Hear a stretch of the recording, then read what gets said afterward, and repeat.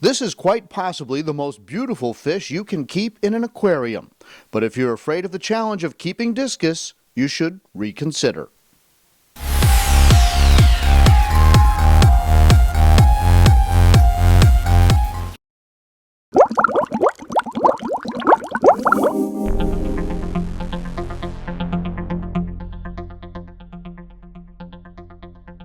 Discus have been called the queen of the freshwater aquarium. Their gentle demeanor and beautiful colors, combined with their unique shape, have made them a species that many aquarium keepers have hoped to keep. While there's no doubt the discus is a bit more demanding than other freshwater options, there is no reason you can't keep them if you're willing to look after a few basic details. Kept discus for about 10 years. I was breeding discus. Rob Cook, president and CEO of Pelleted, which provides technology solutions to the pet industry, is a licensed vet tech and a former pet store owner whose passion for aquariums began as a teenager. Had 60 aquariums set up. Spent most of my time supplying the local fish stores around me with discus, and the hobby got carried away before I started retail stores. He says discus are easier to keep than saltwater aquariums. Really, it's easier than saltwater, a little bit more difficult than your standard freshwater tanks. They're not very tolerant of poor water conditions. Typically a pH below neutral, somewhere in the 6.5 to 6.8 range is going to be fine for them. But it's all you always want to follow the rule of thumb. The largest tank you can afford is the best. The larger the water volume, the more stable the environment is for the fish.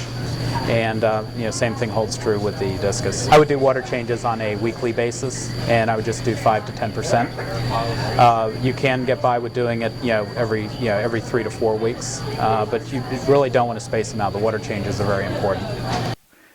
It's easy to overlook the importance of temperature. Remember, it's warm in the Amazon where the species originates. Water temperature typically 80 plus. They like the warmer water. Originally 84 would be fine. 84 actually as warm as 88. Many people keep discus in a bare bottom tank, but others don't like that look.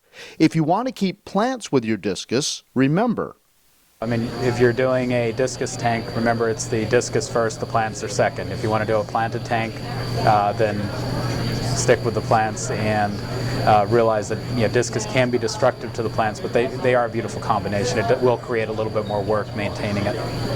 Tetras, also native to South America, are good tank mates, though remember, discus are cichlids and they may eat smaller fish, such as younger neon tetras. Other good choices are loaches, like these chain loaches, or cory catfish. Just keep activity to a minimum. As for feeding, discus like a variety of meaty foods. The internet is full of recipes for beef heart, which makes the fish grow quickly, but there is growing sentiment against that practice. Typically feed them a combination of frozen foods and pelleted diets. You want to vary the diet to make sure you don't have any nutritional deficiencies. You don't want to focus just on one type of food like a flake food or just a pellet. Mix in different types of frozen, mice. You can use shrimp with them. You can use frozen blackworms. Typically we don't use frozen beef heart anymore, even though some of the older books will refer to that. Water changes are important for discus as they demand high-quality water. RO or reverse osmosis systems are available to treat water at your home. This is the RO unit here at my house. I've got it set up in the utility room just off of my garage. We tapped into a copper pipe just above the hot water tank. It's very easy. It's out of the way. The water flows into a Brute trash can, and I've always got 35 gallons whenever I need it.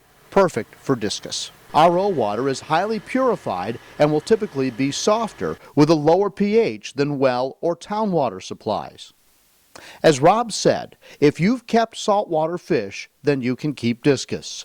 They're a beautiful addition or alternative to what you may already be doing.